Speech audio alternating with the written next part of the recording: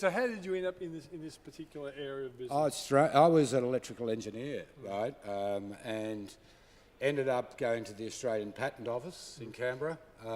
So suddenly I went into the IP world. Yeah. Most of you who are not lawyers will be pleased to know I'm not a lawyer, but I always sound like I'm a lawyer because a lot of it is very legal as well. Yeah. And then on with, I was with the general manager for Telstra. So that was 94, I got to China for the first time. Right. Then I went to Foster's as a director of IP, and guess what? They had breweries in China, so more travel. Right. Then Treasury Wine Estates, of which I retired in March this year, purely because I was about to turn 65 and I promised my wife that I wouldn't work after it, right? But people like David Deary and that are quite difficult, right? They won't let go, no. But yeah, and that was China again, where I really learnt a lot about China because Treasury have quite a big presence in Shanghai, and my job was to manage the fraud counterfeit thing, was really the biggest thing. So it's in a way it's a hard thing because it doesn't mean that I don't like China at all. In fact, I spend a lot of time arguing with people who say it's just terrible, they're ripping us off, it's, you know, they have Louis fake handbags and, you know, fake wine and off it goes. But it's a fairly narrow perspective I think Australia have of China. It's a two-way street. So today I guess I'm looking at clearer ways, particularly in the agricultural industry, so you don't get burnt when you go in. There's a lot to learn, right? It's different cultures, as it was so clearly put before, okay? And I'm one of 8 and a sheep farmer's son, so I'm a farm boy originally. And I know my dad would buy a tractor, but he wouldn't pay $10 for a lawyer. No way. He wouldn't let him in the back door. So we're in an agricultural industry, if we're really honest, where you don't want layers and layers of bloody lawyers, do you? You know what I mean? But in a sense here, you need, there's a time, and I'm talking about Chinese lawyers as well, where hopefully if you follow these sorts of indicators, you'll run a lot less risk at losing your brand, losing your business, breaking down. I don't have the sophistication of the previous 2 speakers, particularly Monica, which is fantastic there, about relationships, all that's very, very important, and I've learnt from my many travels there and time I've spent. So apologies for being a little legalistic, but hopefully this is a bit of a memo you can take back, and when you're thinking of exporting to China, the sort of tick-the-box rules that just for good business practice. Really, there is a quite simple good business practice that will ameliorate the risks significantly. Owen, that is the longest answer I've ever been given to a question. And I was just thinking to myself, I could listen to you, I could listen to you all day, and for a moment there I thought I was going to have to. My wife wouldn't agree. So please give us the insights on fraud, because it's a really important topic. Thanks, mate. Okay. I just think that no matter what I say today, the FTA, Free Trade Agreement between Australia and China, is a wonderful thing for this country. It seriously is. It means more friendship, it means relationships, and the market is very lucrative, just being honest. So it's we shouldn't, a few of us resolve from, we're getting ripped off, you know, it's not working, this sort of stuff. But already you can see the benefits to Australia, and that's the way the world works. So we should be looking at a very positive side, building relationships, as the last 2 speakers said, and avoiding the big traps that come along. Now, just to put counterfeit, we're talking a little more broadly, so we'll call it wine fraud, not just counterfeit. This is historically cultural, right? And we've done a lot of work on this. There's the 2nd century BC, right, was the first time that there was documented thing, and it's still in Paris, right, and you can see it in museums, of a Gaelic winemaker who attempted to pass his wine off as fine Italian vintage. So there you go, way back to 2 BC. The history of every country, including the US and Australia, have been to imitate, particularly in their early stages. So it's actually not just a Chinese or Asian thing. It has been with Western countries as well. Japan went through a phase of doing that. We had CRCs through the universities, and they were very good in putting funding in, but they're even better at taking the results back home, right, on solar cells and things like that. So it's just life, and think of it like that. It's basically, from a legal perspective, it's just the means for creating confusion between original products, right, and counterfeit products. So it covers imitation, which is the original word up there, misappropriation, misrepresentation, and fraud. But please don't take away from this the idea that it's terrible and horrible, because in a way we make these own mistakes, right, ourselves with it. The wine industry gives rise to some particularly challenging things, as I said. It's intrinsically rural. There are many small producers, relatively unacquainted, and that's not a disrespectful comment, because that's why I'm the farmer's son, you know, on the sheep farm. So under-resourced with the challenges of it, it's pretty big. And the mass diversity of wines around the world. We were talking earlier today about wines in the US there, but consumers get really confused about the infinite number of labels that go on. Some of us with our marketing people, and I was with Treasury, was that the hardest shopping experience for a female, and they weren't being sexist, was to go into a wine shop because the husband said, I want a bottle of wine tonight. And you're staring at rack after rack after rack of wine. So how do you make a buying decision? You know, it's that sort of thing as well. It's also very easy to counterfeit, right? If you're going to counterfeit a BMW, well, then you're going to have to invest a lot of money. To counterfeit a wine bottle is relatively cheap, right? And they're very, very clever people. Then there's the complexity, the regions, the brands, the varieties, and this even confuses consumers, because in our consumer relations we get lots of calls back from China about this. Is this one that they are really concerned about it being the right one because it's their prestige? They invite friends over and they are actually giving them a fake wine, and they find that to be terrible, you know what I mean? So it's not a Chinese are doing bad things, see. There are very good Chinese like there is very good Australians, and there's some naughty ones as well, right? So it's fragmented through distribution channels. We haven't experienced this before, the level of counterfeiting in wine that has been occurring over the last 10 years. And we don't know what wine is going where. We've got the secondary market. It's a brilliant thing. So wine traverses the globe for decades. If you've got a Grange, for example, right, an obvious example, that thing could have travelled from America to England to China to Indonesia and wherever through auctions, rebought. It's a massive part of our business. So it travels vast distances to different countries, right? And that confuses people, say, with screw cap versus cork, because certain markets like China prefer to have cork, okay? If you're getting low on your stock, what you do is transport some you're not selling in the US and you put it back into China, screw cap. Then consumers, woof, hey, this real trouble. This is not good. This is not real. It doesn't have a cork. That's simple, right? So even screw cap and cork confuse countries where they have preferences for closures. The hardest thing about this is everyone has a different idea about how bad it is, right?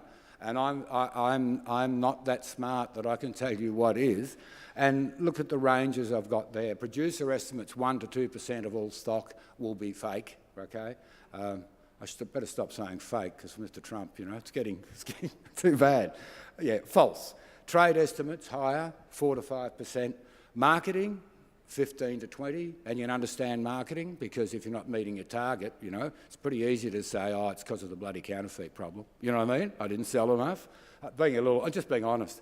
Consumer feedback, some of it's as high as 50%, just because of the myriad of different choices, or we've altered a label for a year for the next vintage, right, and it looks different to the one before, can have a loyal consumer thinking, I'm unsure about whether this is right. And in countries like China, think also for the Chinese people who want to buy the wines they really like and gives them prestige and they give as gifts. They don't want the uncertainty because of the changes. So it's just a sort of cultural thing you've got to keep an eye on. Then you get 50%, you know, at times with that. Parallel product does a lot of that. Again, it travels around the world. You sell it to Woolies or something, right? Woolies might ship it off and take it through another country and then come back again. So people, and again, will have different closures, or there may be differences about it, and people think, oh, it's got to be a fake, when it's not. So probably on the consumer call back, 75 to 80% of them are not genuine counterfeit. They are the real thing.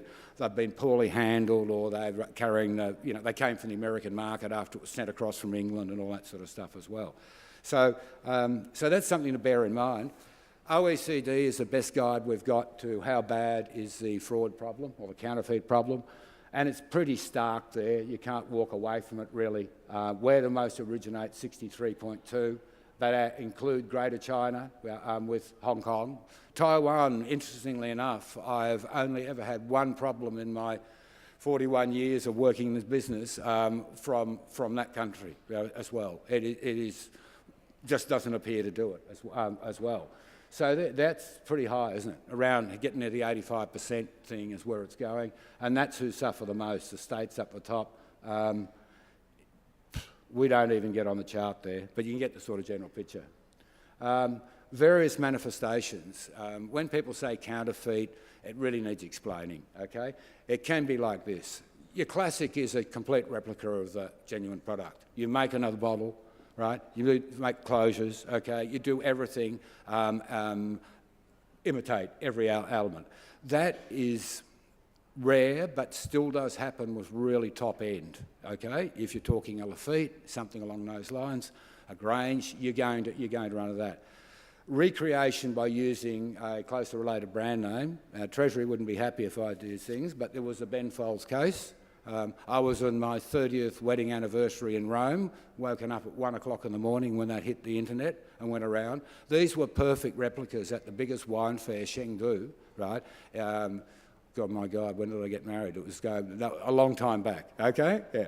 And I was up all night just because of the internet interruption and everything else. It was a perfect replica through the whole range, 707, 389, okay, bin 28, all down and with beautiful displays, making it done, but the P was actually a B.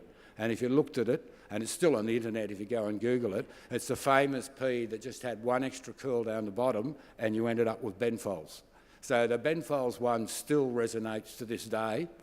There's elements of it, but they were shut down and fined very, very heavily.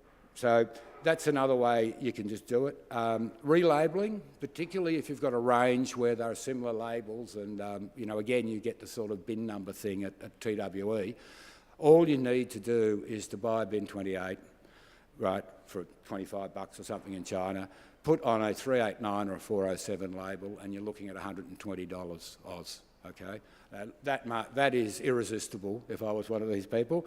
And really, in a way, we never thought of that. There's all this lovely thing about the bins and all this sort of thing are identical in every respect but for the label. So it's 5 cents, and you've got yourself a $100 margin. Right? So that's now been solved and not done because of differentiators that are there, right? And also enclosures and on the neck of the bottle. So you put them through a lot more strain to have to copy that sort of product.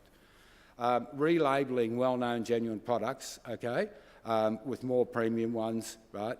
That's the margin one. Empty bottles, big problem because we're back into wine fraud here. It's filling. Is that filled, and there are some really, gives me a tingle, bad tingle down the back. How many bottles are there from the French and whatever that actually are not filled with the genuine wine? You've got yourself a complete real bottle, and all you need to do is put wine in and do a reasonable job on a closure, and that is very difficult. Back in the beer days, with Corona, which is a printed bottle, on Alibaba there were 50,000 bottles for sale. Why? Because the demand is enormous. All you need to do is put some silly beer into it, right? Put a cap on top. You've got the original bottle, the printed bottle, and it's just murderous. That was the year that Australia, I think, had the biggest seizure we seized them in WA, Sydney and Melbourne at customs, right? All this snow beer, it was called, when we actually caught them and stuff. So again, Alibaba has changed, by the way, as people familiar with China was. It's actually taken a stance that we are not having counterfeit product on any of our things. We'll pull down stores. So now you can actually contact them, give them proof, and they'll rip it down. So it's really interesting that someone as powerful as Alibaba has decided that his best interests are in future to actually eradicate the fakes, which is pretty encouraging, you know what I mean? And the Chinese government don't seem to, I'm sure he has some influence because he's a very powerful man, But I think over time, and I'll come to it, that China will at some point decide that it's in its best interest to actually work a bit harder getting rid of it. Making up brands, you just make up ones, you know, like if you've got a lovely brand, you'll call it the family one, you'll just change the label a bit, and all the ones who like the winery just go, oh, they must have put out a new SKU. So instead of copying the whole label, they'll just use your brand name and stuff, and then they basically just add something on. And again, the complexity of wine is one of the biggest issues in the fraud thing, because it's so beautiful having all these varieties and everything else, but it makes it so much hard for consumers. If it's a Louis Vuitton handbag, that's going to be recognised pretty easily, you know what I mean? A wine bottle, when there's literally millions of different ones, I say, oh, they must have brought out a new one, and off they go. So, so that's making up sub-brands. Some insights from others, product design and traceability, and all of this means costs for you a little, but we'll come to that in a moment. Grey goods, as I mentioned before, parallel, are just confusing, right? It's legal, so we don't complain about it, you know what I mean? If you sell it to someone who sells it to someone and it goes from England to America or whatever, if it looks different in China, we'll get calls all the time. Buy-in from senior management, this isn't a legal type thing, it's actually a business thing. How do you successfully get returns in countries where there's a higher risk of misappropriation, that type of thing? So no silver bullet, no matter, and you can put in a lot of covert technology, and that'll be coming up. I know Wine Australia, right, has looked at that sort of thing to help wineries as well, in terms of you being able to detect pretty easily whether it's genuine or not genuine, because that often is a long and hard process. The Achilles heel is fear of repercussions. So a reputation for people who do commit a fraud, right, hit them hard, fair, under Chinese laws, and I mean, all the big fellas are doing it. You're just trying to push off the guys off your products, and the guy down the road can suffer, you know what I mean, that sort of thing. They don't like it though, and there's jail time now. China has put in harder repercussions, so you're finding people now at a certain level of cost that are given 3 and 4 or 5 year jail terms in China. So China is not being, in a funny way, evil, right? I mean, it's the biggest counterfeit place, but it also has very poor areas. It relates to employment as well. A lot of these are just done in back rooms in little places, and it's, you know, if you just chopped it off and said no more and we're putting you in jail if you do a counterfeit, I'm not sure.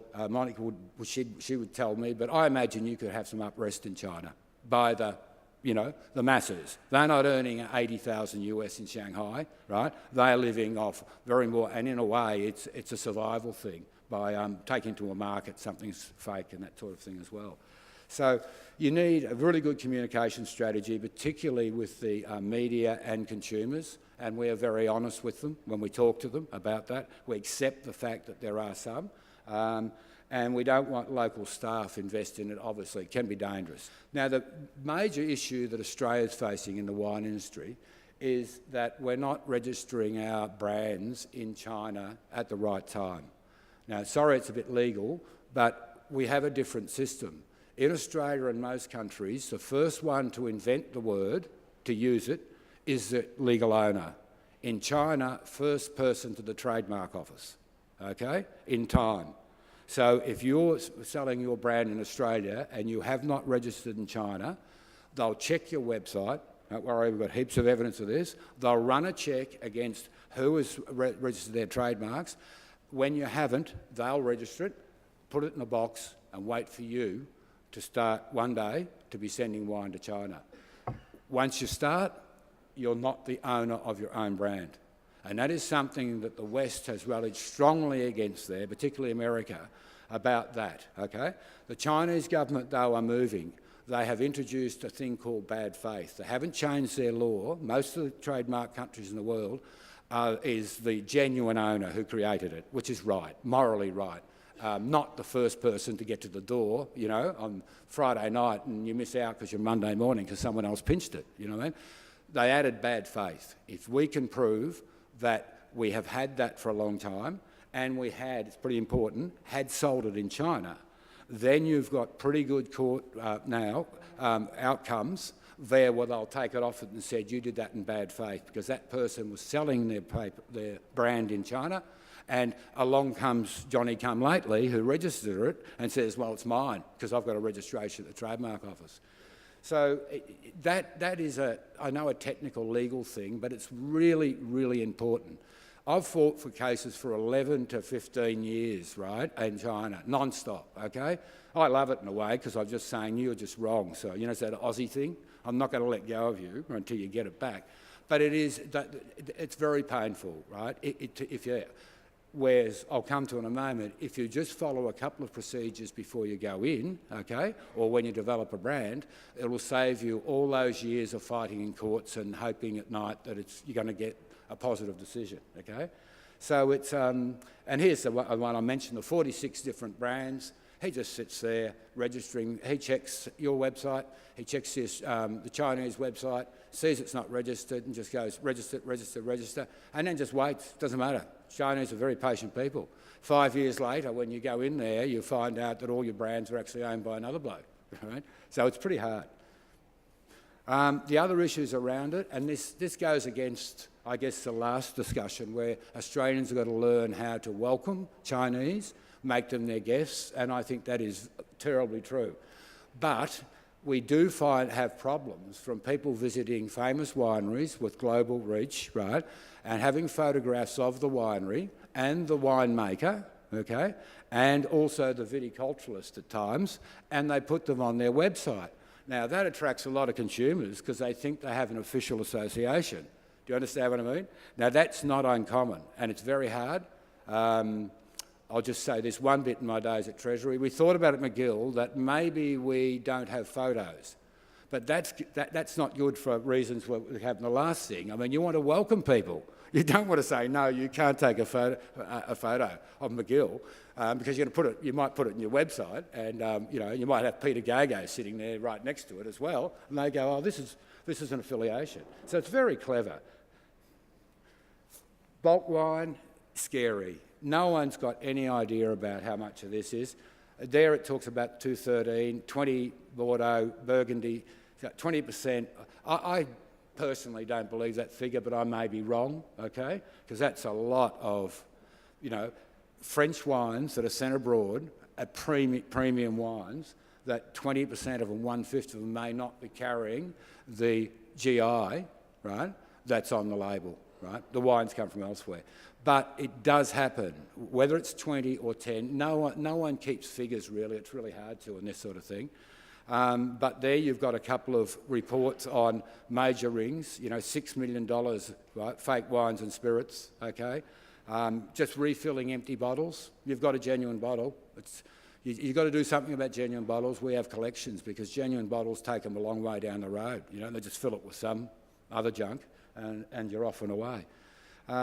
So that is something that I don't think anyone has dominated, okay? And we've also had our regions being trademarked by people, as Wine Australia is well aware. And that is terrible because China is very influenced by France and they've developed. They understand the thing about GIs and regions, but most of them don't, but some of them just go and start registering Barossa and everything, and all the minor ones and stuff like that around. And that I think became a government-to-government issue, Andreas, I think, with that. Or some in there that, hey, you can't do this. You guys understand the whole, right, region issue, right? You've been dealing with France for ages, Bordeaux and so on. So, stop your people just trying to get a trademark for our regions. So, pretty confronting. How do you combat? It's really simple. It costs you a bit. I told you my dad would buy a tractor but never pay a lawyer $2 because he didn't like lawyers, okay? Sorry to the lawyers. But I understand country. I'm a country bumpkin, right? So, and understand these sort of things, because lawyers can just be pain in the arse, cost you a lot of money, blah, blah, blah. But there's a simple thing there that as early as possible with your brands, get a good lawyer in Australia, but also in China. We have very good lawyers in China, really, really good lawyers, and they are intimately, right, know about how the system works in China. Register your name as early as possible. It's simple as that. Also develop a Chinese word. It's called a Chinese transliteration for these. It's not a translation. It could be like wealthy and powerful, you know what I mean? Flying bird or whatever. But the consumers in China need to have a Chinese name. All the big ones that have got reputations from the West carry also a Chinese name, right? Not necessarily on the front of the label, but it's known to the Chinese consumers in Chinese. So it's very, very powerful. So you should develop 4 or 5 options of what you think, how you want to appeal to your customers in China. And again, via the Australian lawyer you got, he'll have links to, or I can give you links to very, very 100% right, accurate, honest firms. There's a lot of very good firms in China. And they simply will go through and say it's available because no one else has got it, and then you say register it. Do that as early as you possibly can before you move.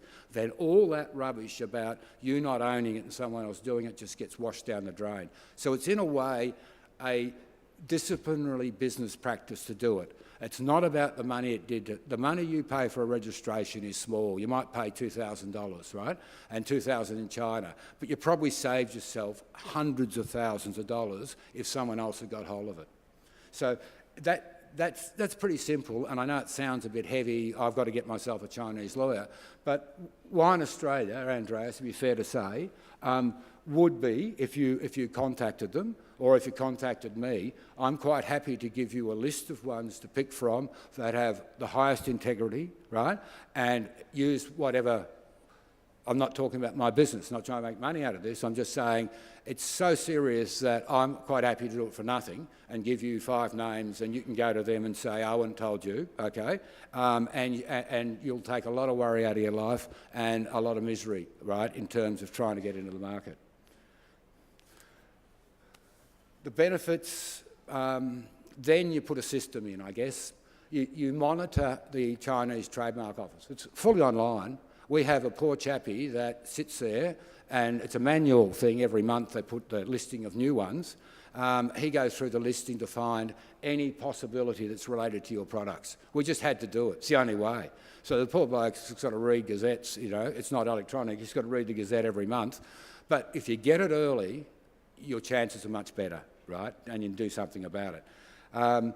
Once you identify pirates, the lawyers will do this for you. They will track them the whole time. So this thing slews around and starts putting the heat on them. They can track for a very low cost, might be only about 10 grand a year.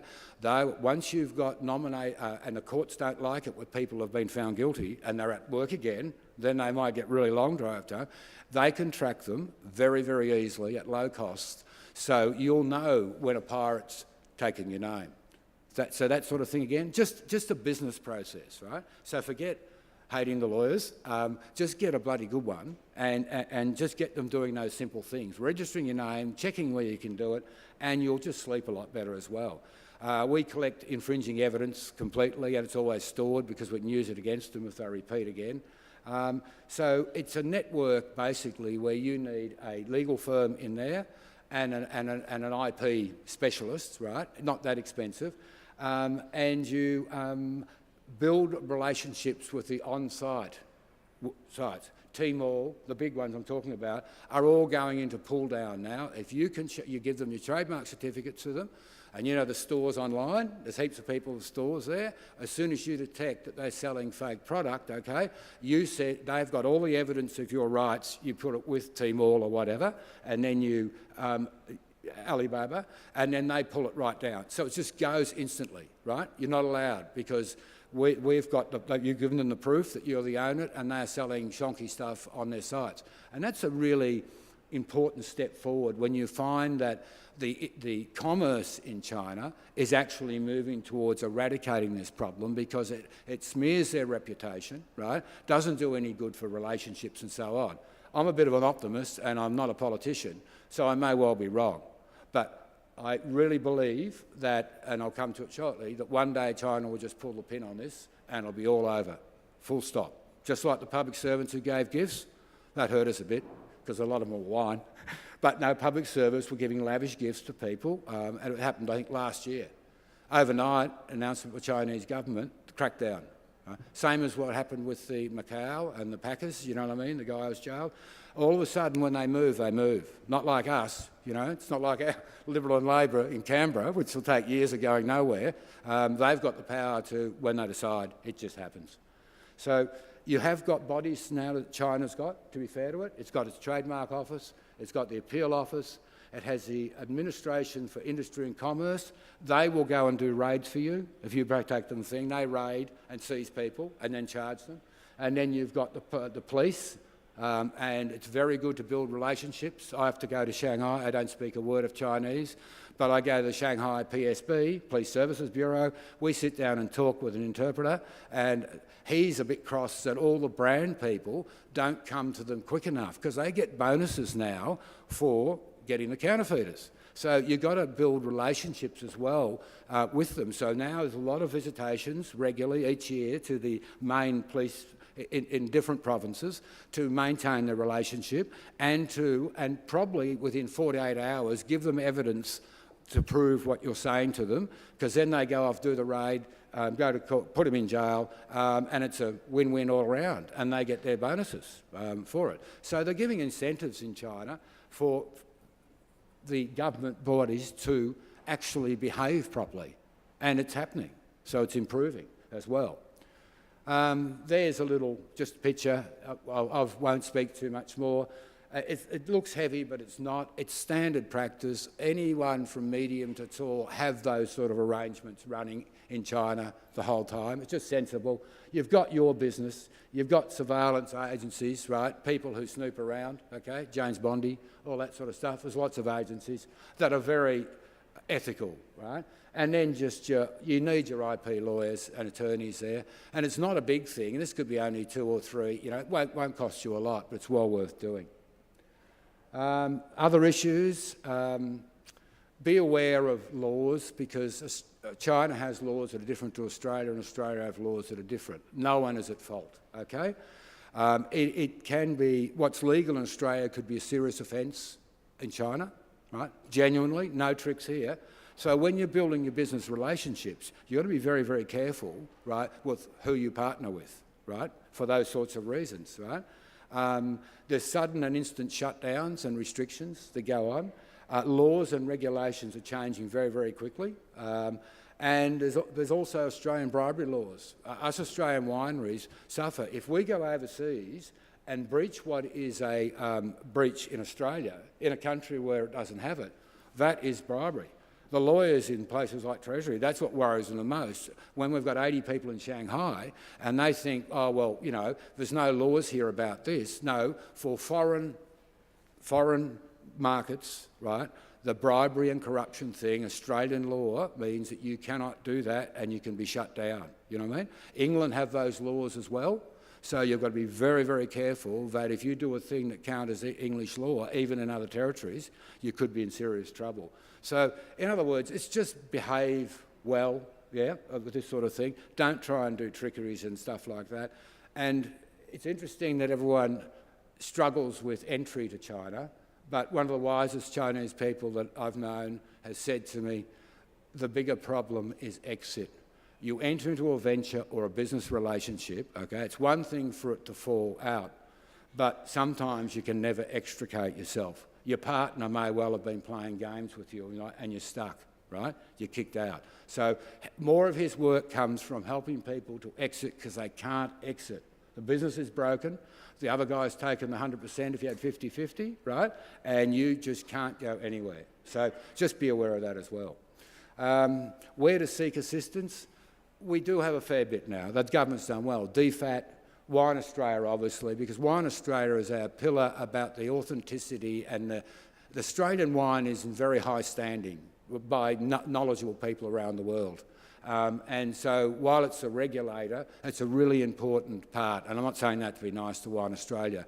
Thank God Australia has got a governance here for regulatory and those sort of things. But you can go to DFAT, you can go to Austrade, and now you've also got a intellectual property counsellor, Australian, in the embassy in Beijing. So contact him, because he's a really good guy. He's the first appointment. So he's building the relationships with Chinese government departments, okay?